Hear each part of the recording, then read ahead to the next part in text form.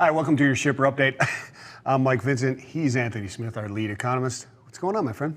So before this, we were just talking about hot takes, and I have a hot take Yeah, you here. do? So one of the hard things or challenging things with economics and being an economist or forecaster analyst is really making a call of when a shift in a trend is happening. And so that's Gotcha. one of the things I think we're looking at right now. And so a few months back with Zach Strickland, I made a call that manufacturing is going to peak and make a transition into a slower rate of growth, Softening. but growth nonetheless. I got you. And so, but we've seen that if manufacturing is still strong, it's still robust, but the peak is already hit as in terms of pace of growth or the rate of growth.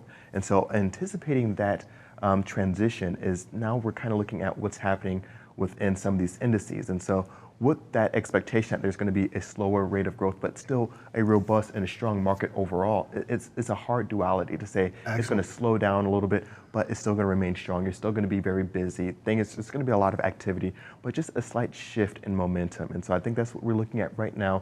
We're looking at this lovely sonar chart. So why are you believing this? Let's go through the numbers. Yeah, let's go through the numbers. So behind me here, we have the ISM PMI. So for those of you who may not know, of course, it's based around the number 50. Anything over 50 is indicative of expansion. It's a diffusion index? It's a diffusion index, so it's a survey-based index that's given out monthly to some of the leading and largest manufacturers throughout the country, all these purchasing managers.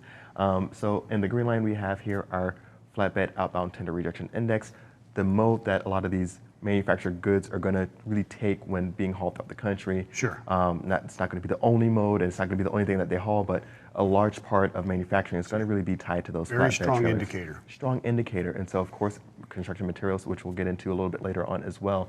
But what we're seeing in our next chart is really going to be one of those determining factors that I was really looking forward to, as we mentioned in the weekly outlook. So in the next chart, we're going to look at new orders. And new orders, we saw a significant downward movement down to 59.8 percentage points. Okay, what does that mean shrinking or just less growth?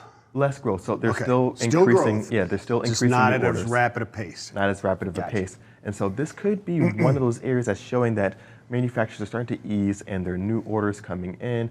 We saw a slight easing in a sense for non-defense capital goods new orders, which is business to business activity.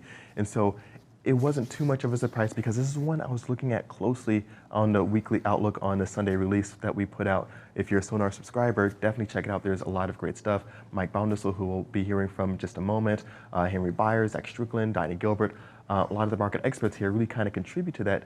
And so one of the things I was looking at was that new orders component, the expectation of what's going to be down the pipeline. Because you put in new orders, as those new orders get put in, they get produced. As those produced goods get shipped out the country, of course, it's going to kind of tie back to freight. But also on a macroeconomic level, those manufactured goods are really going to be put in place with the expectation that they're going to be utilized, that there's going to be a need for these goods, that there's going to be a lot of business demand. And so if businesses are just kind of halting some of these new orders right now, not halting in the sense of stop altogether, but easing in a sense.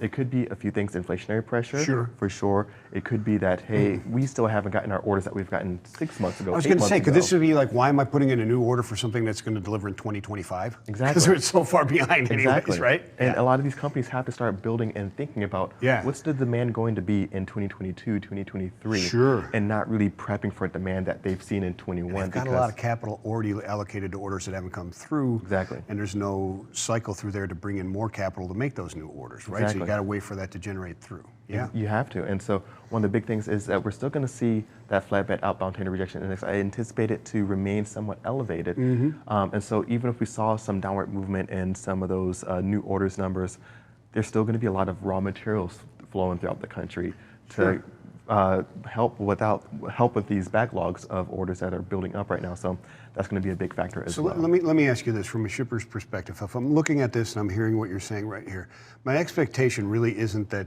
there's going to be a significant easing in capacity. I'm going to find it easier.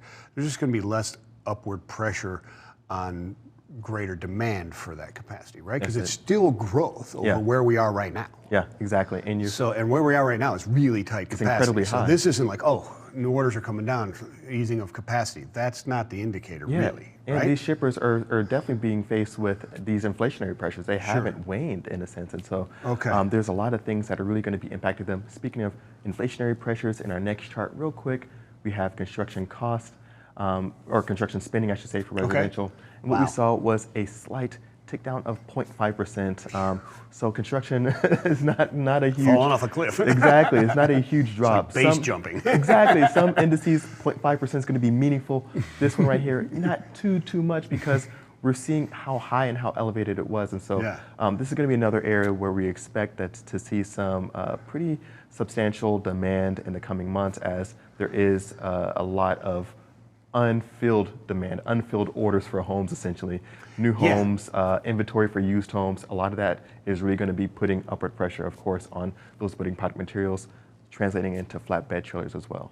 Excellent stuff. Thank you so much, Anthony. We'll catch up to you a little later. Nice victory lap there. You told you so, Zach.